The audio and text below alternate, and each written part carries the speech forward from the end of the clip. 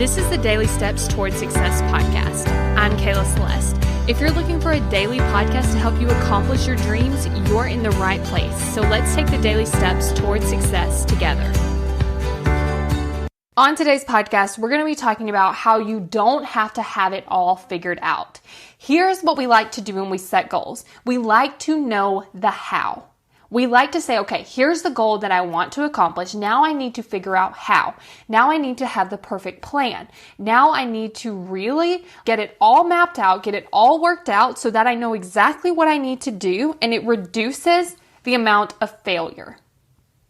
But here's what happens when we do that.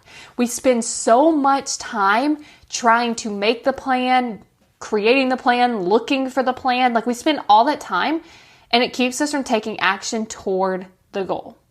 So I want you to think about you really don't have to have it figured out to accomplish your goal. Because what often happens is we create a plan and it doesn't work. We create a plan and we didn't know that all these things were going to show up that we couldn't have planned for. And what's interesting is sometimes it's even good things. Right? Like sometimes we didn't know that we were going to meet somebody at this place and they were going to help us in our business. Like it just happened, right? And so I want you to think about when you sit there and try to have the perfect plan and spend so much time on the plan and having to know all the steps and everything, you stay there. And the reason your brain's wanting to do that is because it's wanting to escape the failure. It's wanting to say, okay, this might be challenging. This might be hard. So if we plan it out ahead of time, it won't be challenging and it won't be hard. But that's not actually true. And so today I want you to think about what if you didn't need to know how? What if you didn't need to know all the answers? What if you didn't need to have that perfect plan? What would you do? And then go out and do that thing. And then remind yourself that the way to getting the thing that you want is by becoming the person, not by doing all the things.